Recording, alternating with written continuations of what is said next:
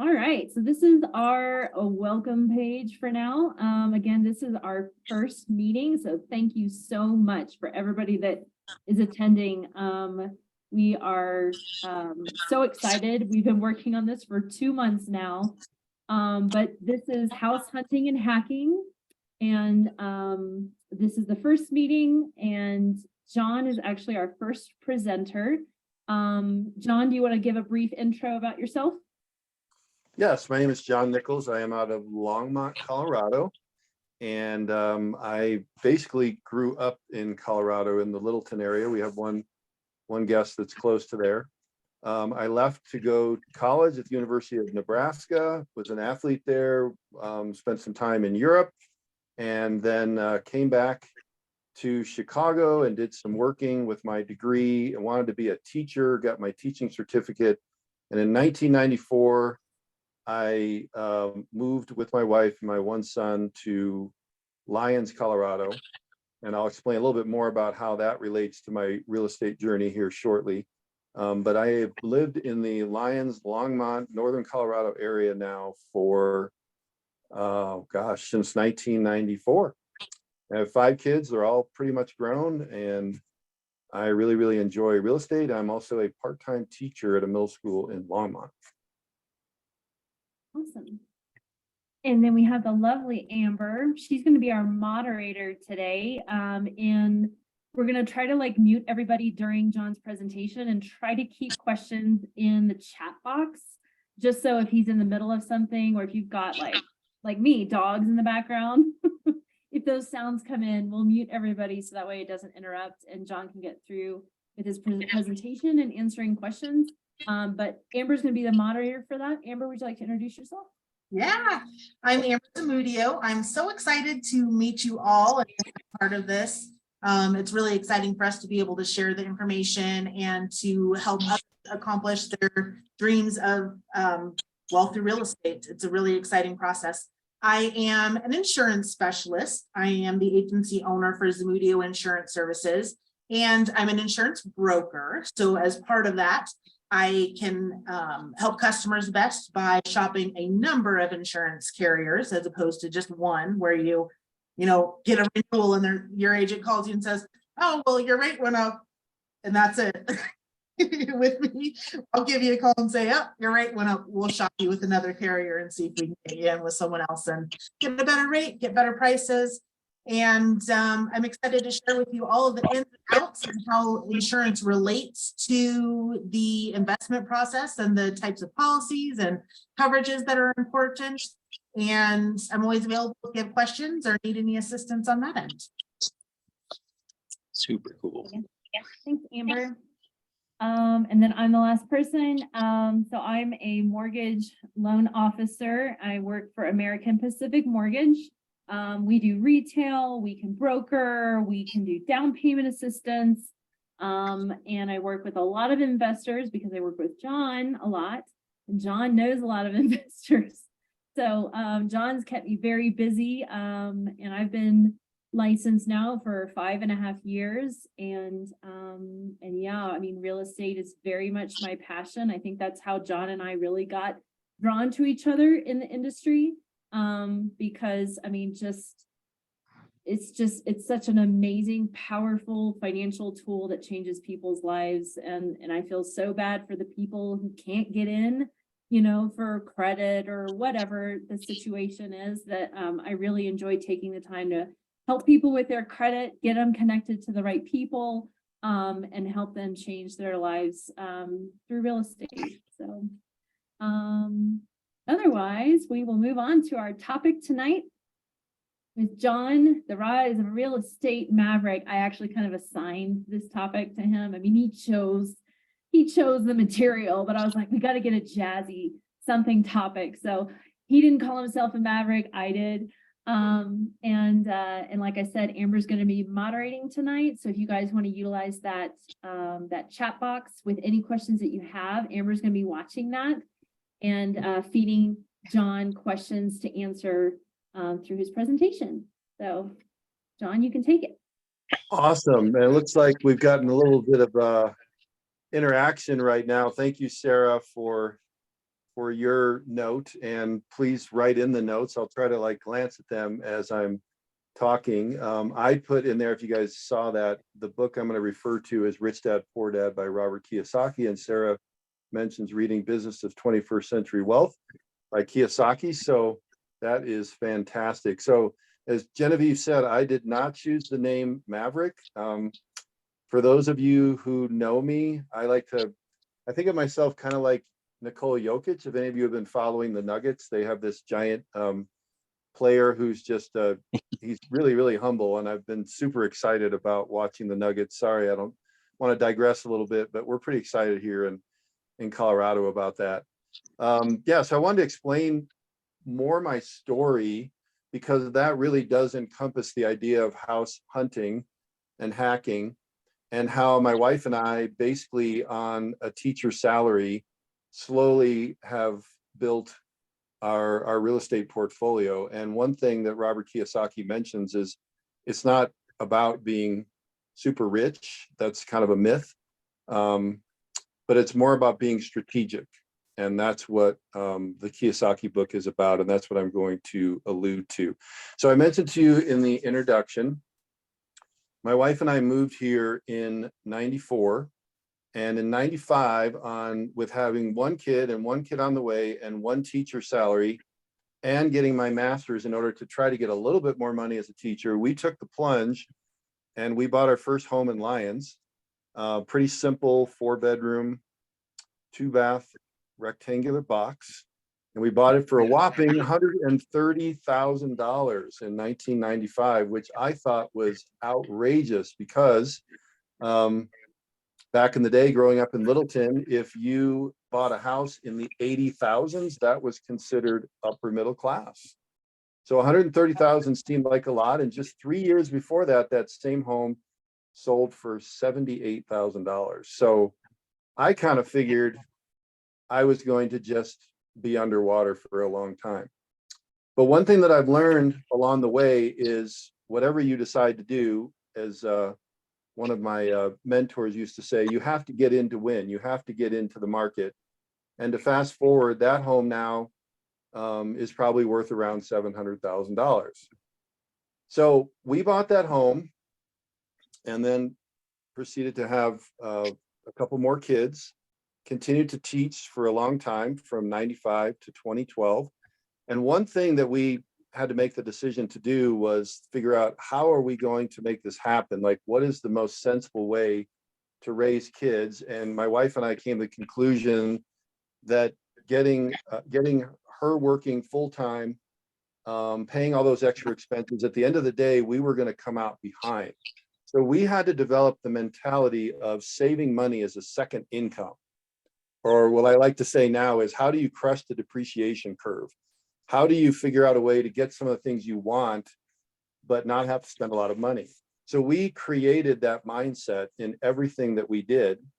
And fast forward to 2012, we only owed $25,000 on that house. The plan at that point was simply to pay off the house. But then 2 of my kids really wanted to go to a bigger school in Longmont, which is about 10 miles away.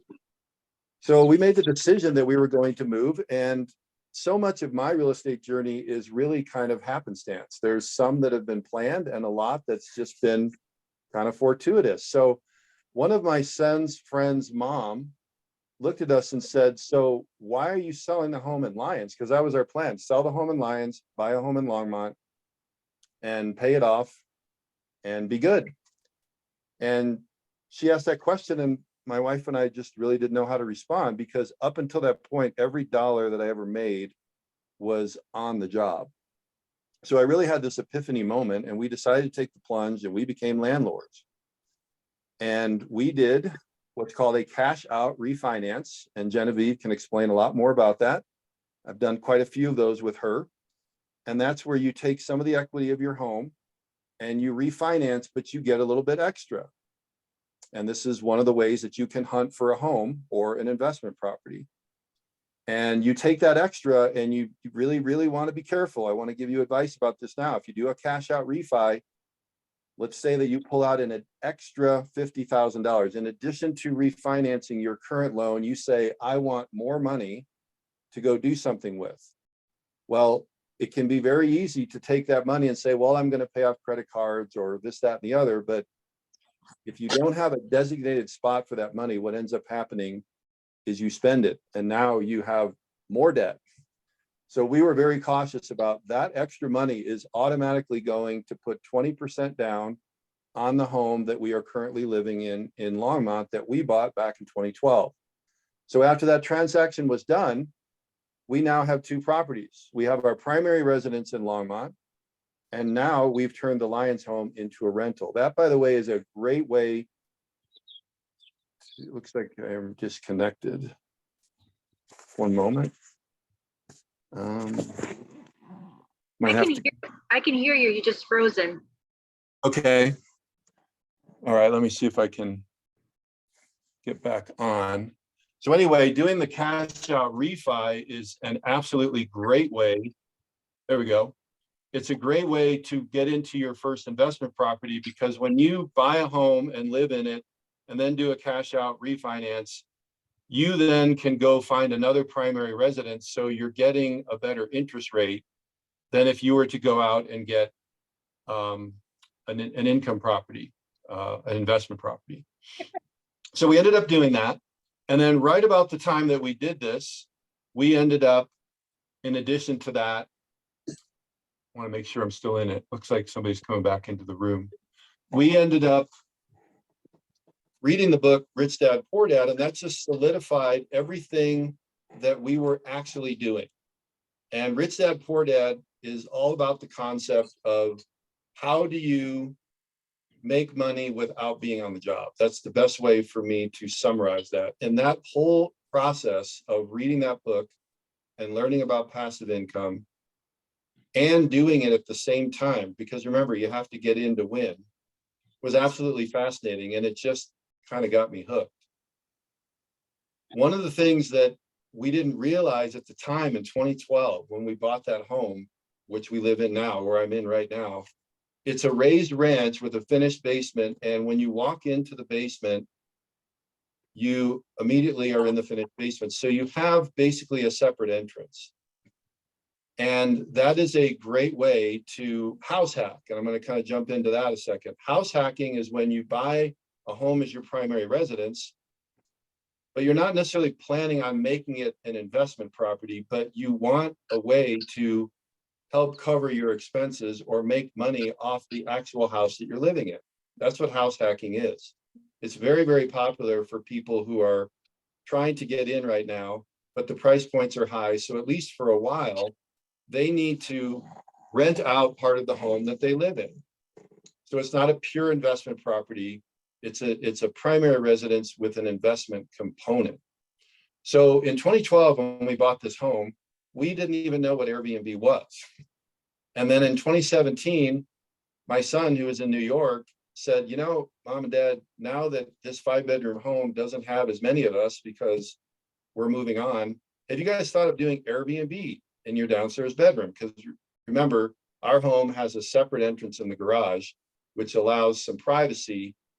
And so we thought, well, Longmont is not really a great place for Airbnb. Isn't Airbnb for Tahiti or some exotic location? But what we found is that we already had the finished basement, we had the separate entrance, and we had these 2 bedrooms. And so we started, and we've done this since 2017, we started running Airbnbs out of our downstairs 2 bedrooms, which has been fantastic.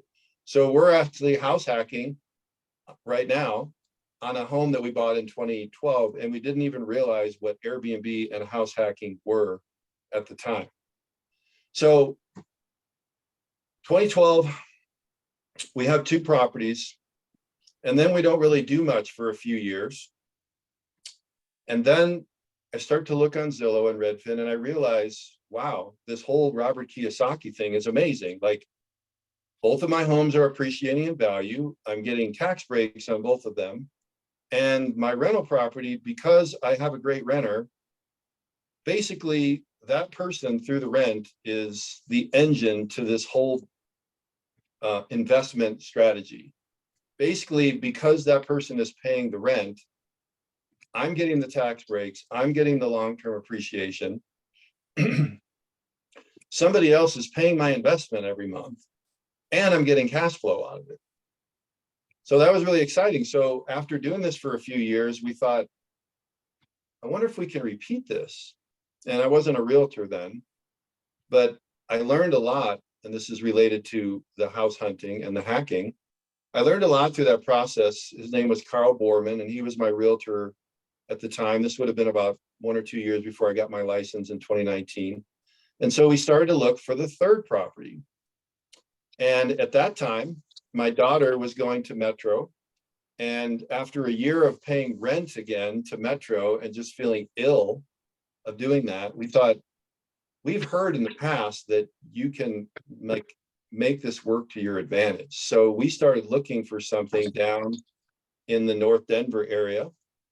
And my realtor at the time was talking to me about some strategies, about some hunting strategies. And so here are some things that I think are really, really important to think about when you're looking for an investment property. Number one, what is it about the area where you can get ahead of the curve, is the way that this gentleman referred to it. What I mean by that is there a neighborhood that is starting to turn, and maybe it hasn't turned yet, meaning that homes are being fixed up and the values are going up, but it's not well established like Lodo in Denver, but it's becoming the future Lodo. Well, I said, well, how are you really going to know that? And he said, well, how about do some research? Is there a Whole Foods going up in a neighborhood? Is there a Starbucks going up in a neighborhood? Is there a hospital going up in a neighborhood?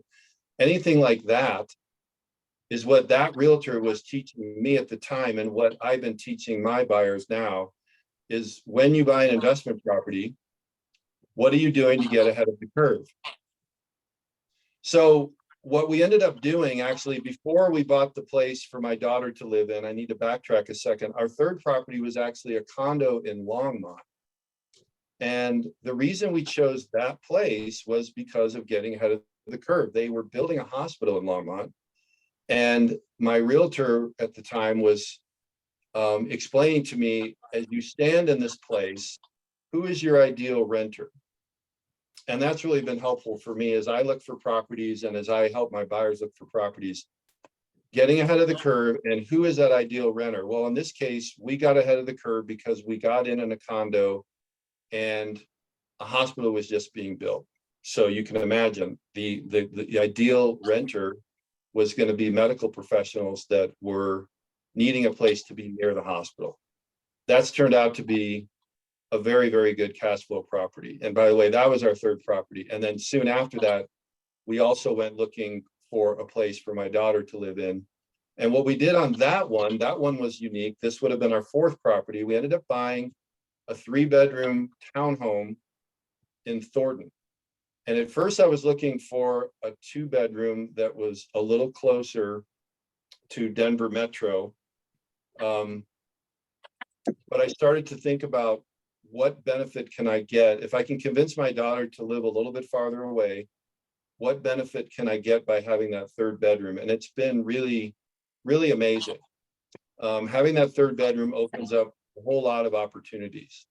So the Lions house, that was our first rental, the Longmont condo, that was our second rental, were all your typical unfurnished. They pay the utilities and you do basically 1-year leases. And I learned to manage them. And I'd be happy to share with any of you how I manage my properties to save on property management fees, etc. The one that we got in Thornton was unique. And once again, I had to grow and learn, because that one, my daughter was going to live in one room. And the theory was, well, even though we're paying a mortgage, instead of paying Metro rent and getting nothing out of it, now by us having our daughter live there while she goes to college, we're paying the mortgage and we're taking care of her housing through her living in one of those rooms. But instead of paying rent, we're paying ourselves. So now the tricky thing was, okay, well, now here's my first property where I'm not renting it out unfurnished, and I'm not doing a 1-year lease to one family unit. Now I've got one room where my daughter is, and I've got to figure out a way to rent out the other 2 rooms. So I learned how to market those 2 rooms, how to coordinate with potential renters that were coming in compared to the, or coordinating with the young ladies that were living there. But that has been another excellent way to get cash flow, is to rent out your rental properties room to room as opposed to one particular unit. So that's been a great investment for us.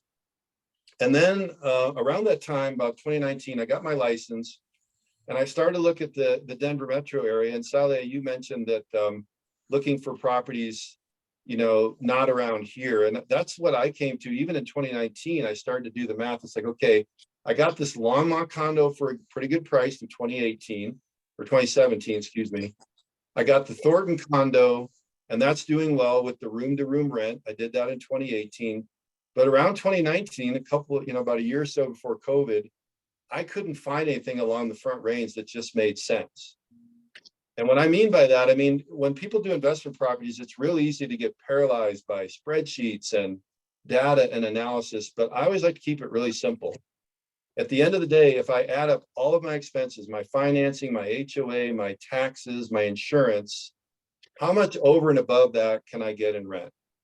And I was getting to the point where it just didn't make sense to do anything on the Front Range. So I was looking and looking, just got my license and looking on the MLS, and something caught my eye. It was a 3-bedroom, 2-bath condo in Evans, Colorado, which is near Greeley. And it was selling for about $160,000. And I'm like, 3-bedroom, 2-bath, $160,000. It must look terrible. And the rent must be super low. So I went ahead and I checked it out. And it was a decent place. One thing that you also want to look for is, what are some of the mistakes that the sellers or the listing agents have made in order to keep the home on the market long enough to where the sellers start to think, I need to lower the price a little bit, I'm getting a little nervous. Or they went on the market and then they went under contract and now they're back on the market again. Those are all things that, as savvy buyers and as a real estate agent who works with buyers, you want to look for things like that. Sure enough, that's exactly what had happened. That particular agent and the seller never cleaned that place. And it smelled like smoke. And they had an open house like a week before. So this place had been sitting on the market for a while. The only thing I really needed to do was clean it up and mitigate the smoke smell, which I was able to do. I was able to get it for $158,000. Taxes in Weld County are super low. But before I did that, I went home after looking at all that and I thought, well, okay, fine. I might get it for $158,000, but the rent is probably going to be like ridiculously low. And then I started to do research on Weld County and rents, and there's some sort of anomaly there, but the rents were really, really high. I mean, the projection for the rent for that one at the time was about $100 less for a similar property in Longmont, but the price point was about $100,000 less than what I could get in Longmont. So I, like everything else with my real estate journey, I figured, okay, I got to take a chance. So I took a chance and I got that one. And it's been a really good investment. And soon after that, I got another one on the same complex. Genevieve helped me with those. And those were some great ones. I also got another one in Greeley. And then I'm going to kind of come to the last part of how we got to these properties.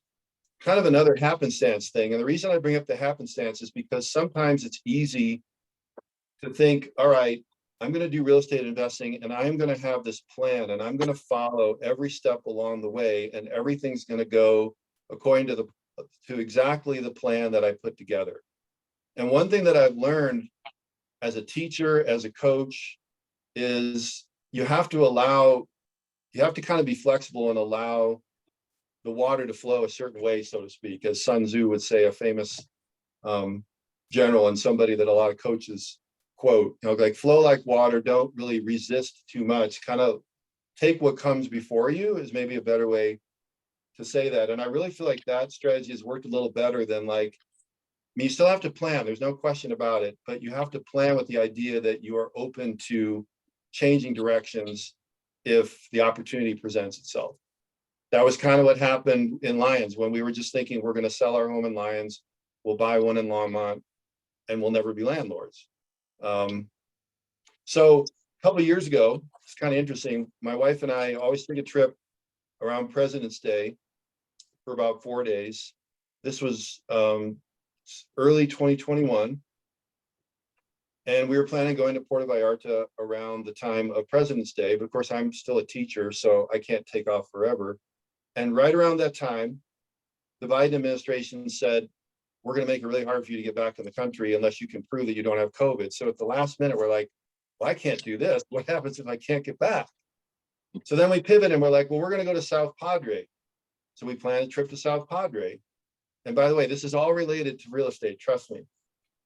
And then we found out like a week before that, oh, they're going to have this massive ice storm. And if you guys remember, 2021, that's when like their whole electrical grid and all of Texas just froze. So thankfully, we bailed on that at the last second. So at the last minute, we decided, well, let's go to Florida. We've been to Fort Lauderdale before. Let's go again. So we're in Fort Lauderdale. And it was really interesting. There was a Facebook meme, and it was I Hate Florida Day. And it showed the entire country under a deep freeze, except like the second southern part of Florida. And we're like, yeah, it's kind of great to be here right now. So anyway, we're down there and we're like, maybe we should think about investing in Florida. So we get an agent down there because I'm not licensed in Florida. We did a little looking on the Atlantic side, but really kind of came to the conclusion after we went back a couple months later that we really liked the Tampa side. My daughter, we took her for spring break a couple months later. She wanted to see Winter the dolphin, which God rest his soul, he died, but Winter's the one that had the prosthetic limb. And so we're on this trip, kind of a business pleasure trip. We find the agent and we begin the process of looking in the Tampa area, but we have no idea, we don't have an absolute plan. We just kind of know generally like, we should explore this. So we end up looking around, takes a couple of months, but we start to explore the idea of a brand new concept that I had never done. So you can kind of get the theme here that, we're kind of taking a leap of faith, an educated leap of faith here in our real estate journey. But we started to look into the idea of not rentals where you rent it out empty to one family unit and not renting out rooms and not Airbnb in the place we're living, but actually doing what's called midterm rental, which is like renting, furnishing it and renting it out 30 days at a time. We found a condo complex not too far from the beach in the Tampa area. It's called Seminole, Florida. It's near Clearwater, St. Petersburg. The price point was good. It was under 300,000, 2-bedroom, 2-bath condo, furnished. And we ended up getting that first one for around $220,000. And the reason we chose that complex is because we learned that in Florida, it's difficult to find complexes that allow 30-day leases. The HOA has to have rules that give you the opportunity to rent it 30 days or more. Most of them want 6 months or more, 1 year or more. They're very strict down there. We just happened to find a little cubbyhole with a complex of 191 units that the HOA allows 30-day rentals. So we were excited about that, but at the time we didn't realize how significant that was. So we still had to take the plunge to say, well, we've never rented for 30 days at a time before. We've never had a furnished rental. How is this going to go? So we went ahead, we had to get in to win. That's the theme I've told you guys before. So we went ahead and we bought that one. It was fully furnished, pretty much turnkey, ready to go. We put it on Airbnb and we put it on a site called Furnished Finders. We're actually out of Parker, Colorado. And we just kind of waited and we thought, okay, never done this before. We've done Airbnb out of our basement for a few days, a week at a time. But we've never done this 30-day thing. And I really have come to the conclusion now after doing this for a couple of years that if you're in an area like Colorado or Florida or a place where a lot of people want to be, there are a ton of people that really just want to go from place to place for 2 to 3 months, 1 to 3 months at a time. Furnish Finders, that site out of Parker, they really hit the traveling nurse market. That is a big market for people that are doing what we call midterm rentals. Traveling nurses have an extra stipend. They want a place that is safe. They want a nice amenities. They want a decent price point. So what we've done, we now have 3 of these units in the same complex because of the HOA rules. We've added one of the last couple of years. But in each one, it's in a gated community. It's safe. You have to rent it for 30 days or more. Your dog has to be pretty small. That's kept some of them away, unfortunately. We market on an Airbnb and Furnish Finder.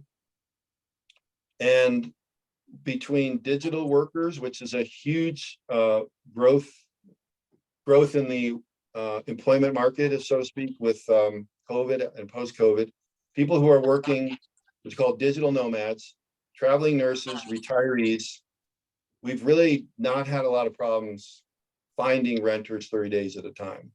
It's been a really, really good niche for us and something that, you know, we're excited about. Though that opportunity works well in Colorado too. Like a great spot to do a midterm rental is find a condo complex that allows 30 days or more, and do it at in a nicer area of Aurora that's near Fitzsimmons and the Children's Hospital and the veterans.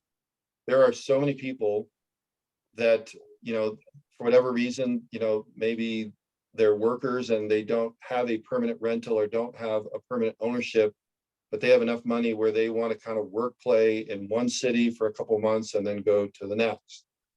So there's opportunities in Colorado and Florida, and I'm sure there's other cities around the country as well that will do that. So to recap, we have 9 properties. Our primary residents were house hacking because, even unbeknownst to us, remember, because I have not planned everything to the T, when we bought this home, it had everything we needed to do to house hack, which is kind of a separate entrance, separate bedrooms, and the ability to rent out part of where you live. That is the simple definition of house hacking. So that it allows us to house hack. It allows us to do short-term Airbnb rentals. And when you live in most cities, even if they have a lot of restrictions on Airbnb, the restrictions go way down if you're Airbnb-ing part of the property that you actually live in. The real scrutiny comes in when people don't live in a property in a city that is restricting Airbnb, because the feeling with the municipality is the owners are not on site, so they're not really watching things. So again, if you can house hack and live in an area that allows Airbnb, it's a great way to make income off the place you're living in. And because you live there, it's going to make it easier for you to get the Airbnb license.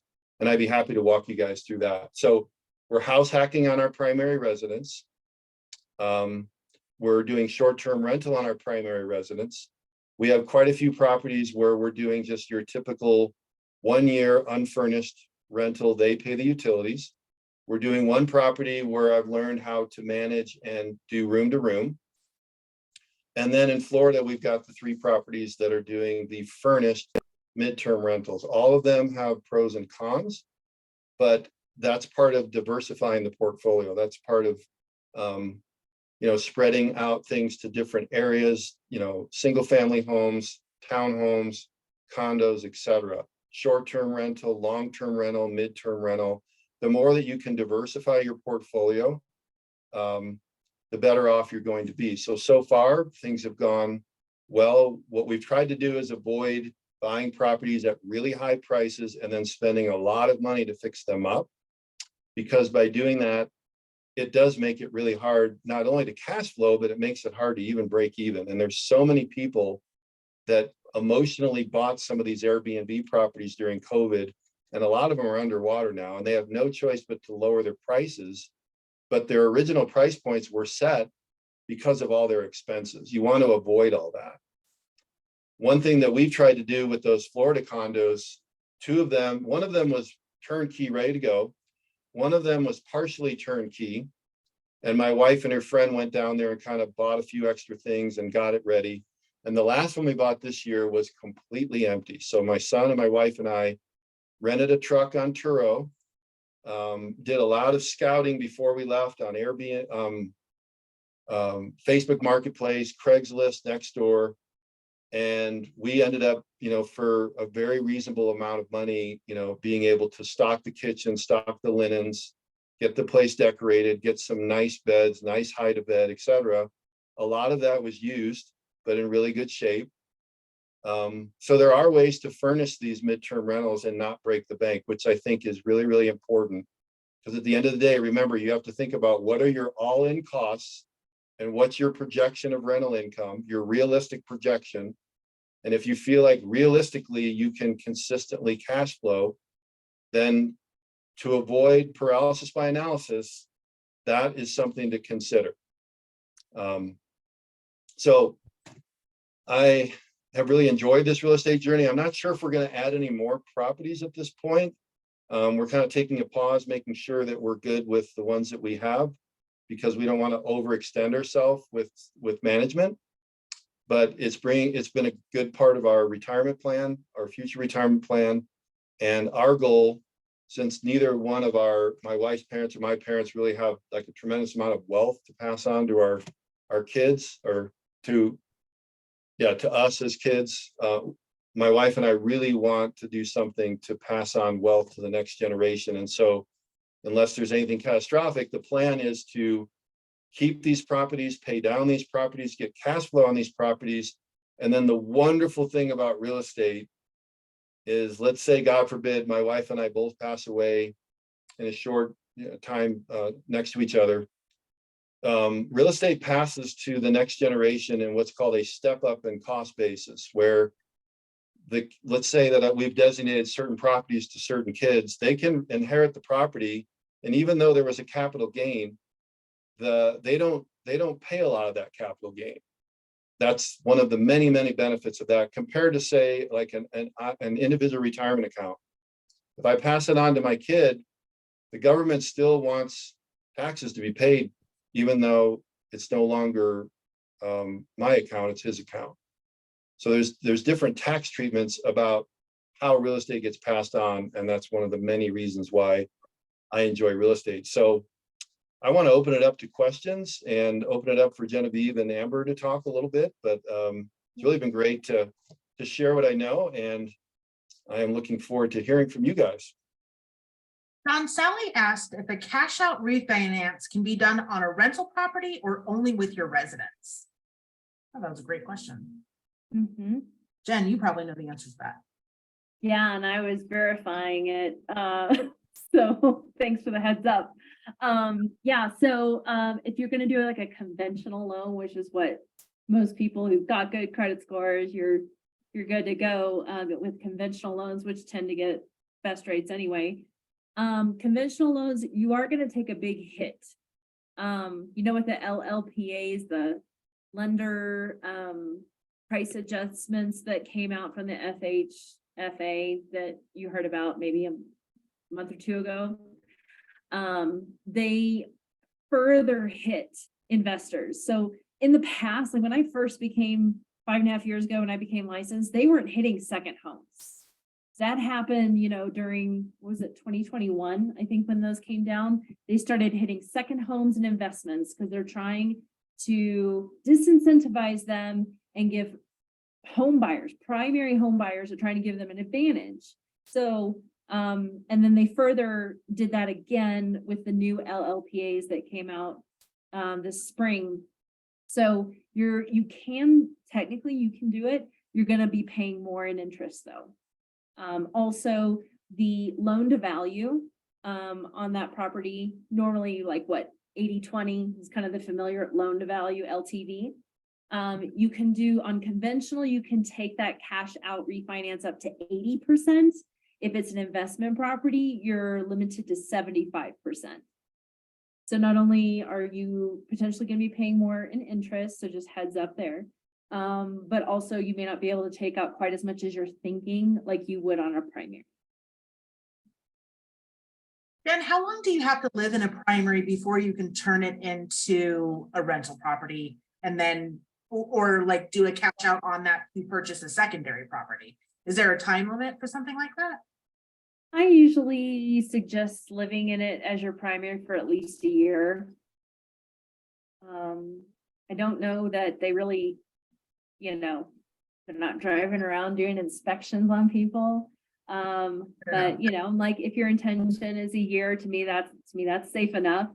Where they're not going to come after you for what you don't want to be accused of is mortgage fraud. So I think a year is safe. Great info. Does anyone have any questions? I think Dave made a comment. Oh, we can totally unmute you guys. You guys can totally unmute if you want. Dave was mentioning that he comes across a lot of great stuff for furniture, to refinish or pre-owned stuff that's, really nice appliances and other stuff.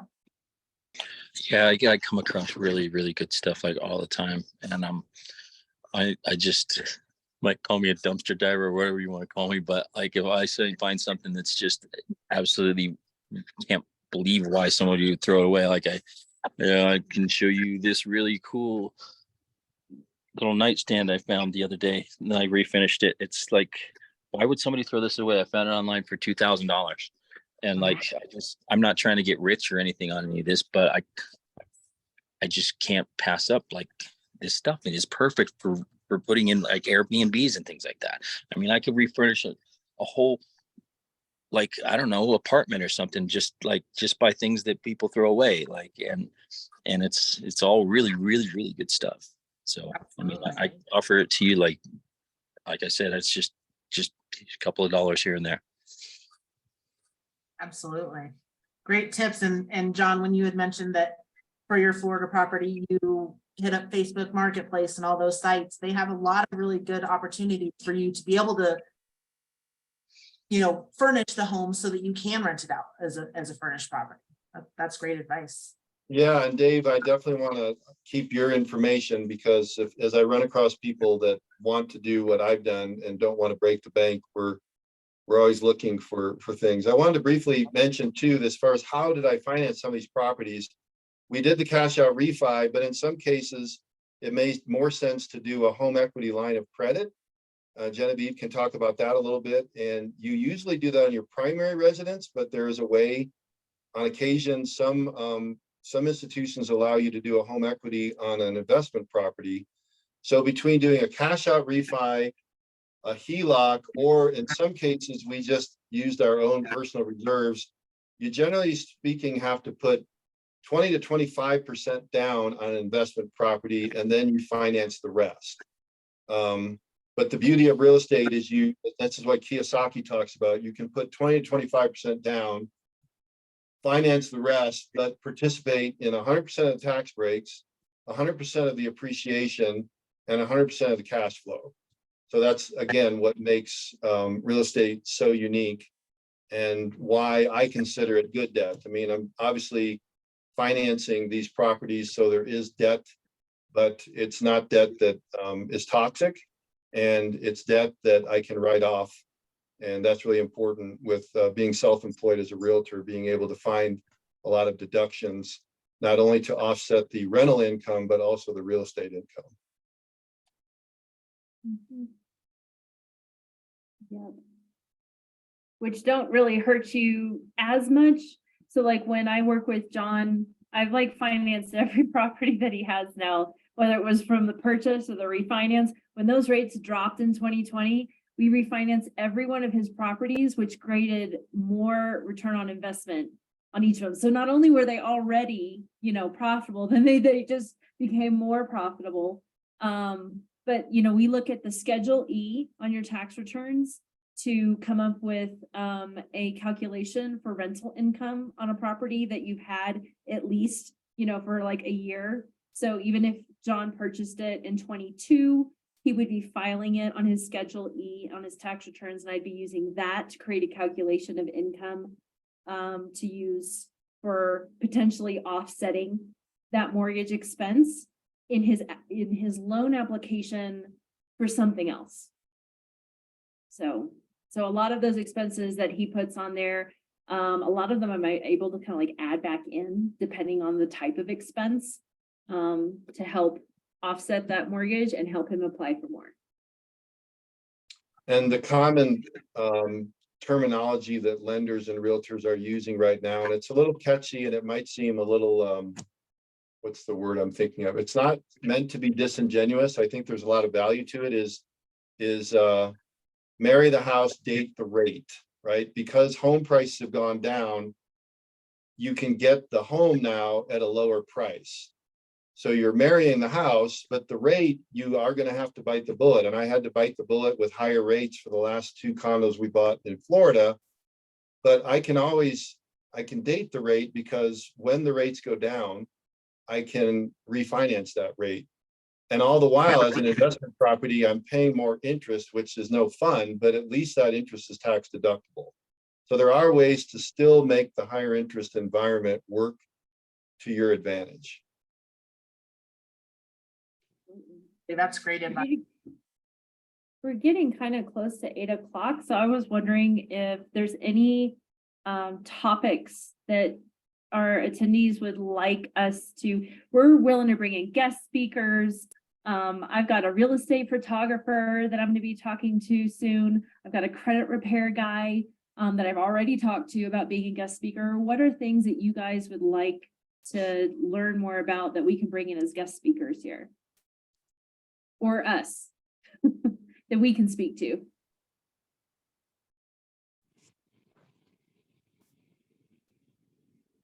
So for me, I'd be interested in getting some more ideas about the kind of creative finance, like the home equity loan. I wasn't aware that you could do that on a rental property. And I don't know if that was just something, John got in at the right time to be able to do it, or if that's an ongoing thing, but that and other ways of just coming up with the cash to, like, I think Jen, you mentioned down payment assistance and things like that. Mhm. So that would be a topic I'd be interested in. Great. Yeah, there is a HELOC. HELOCs usually are only for primaries and seconds, just because investment is always considered next level risk. So they are kind of hard to find. I have a HELOC myself on my house, but I use it as a safety net. I haven't used it for real estate investing because I'm like totally focused on investing in my primary as my retirement. And so the HELOC that I have is actually through a bank called Citywide Banks. And I inquired on behalf of a client who was considering doing a HELOC on their investment property that I'd already helped them on a purchase here in Colorado.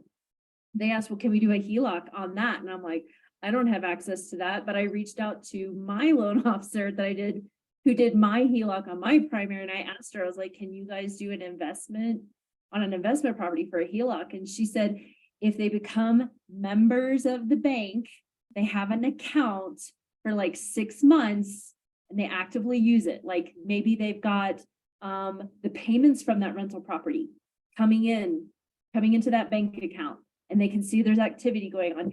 They do it for 6 months and we'll watch that account, then they could potentially apply for a HELOC on that property. So if that's information that you'd like, I can put you in connection with my loan officer that did that who told me that information, because she already researched it for a client that I had. And I don't know if that property is here in Colorado or not. I do know that it can vary state to state, because I've tried to get my siblings that live in Texas, I've been trying to get them to get this same HELOC through this bank that I went through personally, and they don't even offer that same exact scenario or product. The terms are different in Colorado compared to Texas. So Okay. depends. Great resource, Jen. Sarah or Mitchell, do you guys have any comments, questions, suggestions for the future? Yeah, John, I think it was a great session. It was really informative. I sent you a private message. I don't know if you were able to see it or not. But it was very, it's not something I can currently do in my current situation right now as far as investing, but my goals are to save a little bit, so I save a lot, so I can get into multifamily investing or hopefully commercial properties in the next year or so. So I'll definitely be back to learn more from you all. Yeah, that's great. And one thing that's really cool about the house hacking is because it's a primary residence, and again, Genevieve can speak this a little bit more, you can get in with like a government assistance type loan, like an FHA loan. And she and I are actually working with somebody right now. And there's also down payment assistance programs. So we closed for a couple of months ago, and they were in that situation where they bought their primary residence with an FHA loan, down payment assistance, but we found them a place in Greeley, Colorado with a separate entrance to a separate rental unit. So they were able to get into a property with down payment assistance, not very much savings, and automatically they're going to be able to generate income because that particular house has the exterior stairway that leads to the basement apartment. So even though you may not be able to get into multifamily right away, again, timing is everything, and I understand that, but at some point you got to get in to win, and that might be more of a primary residence that gives you the ability to get some rental income, and then slowly but surely get that paid up, build equity, and then maybe cash out, refinance that at some point, and then put the down payment on the fourplex or whatever you want to go into. I mean, there's so many people I meet through different groups that have built the real estate empire, and it's all about strategically, like starting somewhere, getting in and building that equity, and then strategically moving at the right time. Yeah, my daughter's 16, and I have to keep that in mind. If it was just me and if I was just living, I would totally live in a basement somewhere for a year to, build equity and profit off of the renters potentially. But I need to wait a little bit longer. It's a tough situation when I have someone in college, someone in high school. They want to come home and spend time with mom. It's kind of that situation. But it's great learning information. Thank you very much. You're welcome. Fantastic. Mitchell, any parting comments? No, nothing specific for me. Thank you so much for the presentation. That was really helpful. Appreciate it. Thank you for coming. Amber, do you happen to have would you mind doing our share screen for our closing announcements? Thank you. So we've got our next meeting is in 2 weeks from tonight. It's on June 27th, and the lovely Amber Zamudio is going to be our presenter, and her topic is ensuring your financial investments. RSVP is on Meetup. There is a different Zoom link for that, so don't think that you can click on this exact same link you did last time. You'll need to go to Meetup, RSVP for that, and it'll give you a different link. And then also you can follow and chat with us during the week on our Facebook group. So, we're all members of that. So those messages will be coming our way. If you want to ask us questions about the areas that we have professional expertise in, we'd love to chit chat about that. We can even do a group, if it's something that you want to talk about a mortgage and insurance on, and you want to put us in a group chat, me and Amber, we'd love to chit chat about that. And then also you can subscribe to our YouTube channel, or you can rewatch this. You can send it to your spouse who wasn't there to watch it if you want. But yeah, we're going to be putting these recordings on YouTube. And then something else that kind of came up this morning that I told John about is I became a Facebook ad customer I saw this ad for, it's an attorney in Denver, and she did an ad just like we did an ad, but I was more her target audience apparently, and she is doing a presentation, a webinar tomorrow for free online, so just like us. And her topic is LLC versus trusts. Which one is right for real estate investors? So if that's something that any of you are interested in, I'm going to post this Facebook link where I got, I RSVP to it. So I'll be attending tomorrow night. It's at the same time, 7 o'clock, and it's free. And she's going to be going over LLCs versus trusts, which one is, you know, the right one for you to use as an investor. But yeah, I don't know if out there on the East Coast, Sarah, I mean, that might be useful information for you if that's something you want to add to your library of information that you're building to become a real estate investor. But yeah, it's a free meeting. I'll be attending tomorrow, and I'm hoping that if she has a really good presentation, I'll be approaching her and seeing if she wants to maybe be a guest speaker for our group and joining us sometime. And if you guys have any suggestions for us with this being our first time, please feel free to reach out to us and let us know what your thoughts were, ways we could improve. We'd love to hear that because this is our first shot. We've been working on this for 2 months, but you know, still we're a work in progress here. And please spread the word to anyone else you know that might be interested. Totally. And we really appreciate you guys popping on tonight. I know it's a busy time and everyone's got a lot going on, but we really appreciate you joining us, and we look forward to getting to know you better and helping you through your journey in real estate. Thank you very much. There's that Facebook link if you guys are interested in going to the webinar tomorrow night with the attorney. Okay, John, I love your story. It was awesome. Thank you all. I'll see you guys next time. Thank you. All right, See you take care, next time. Dave. See all of you in 2 weeks. Thank you. Great. Bye. Bye.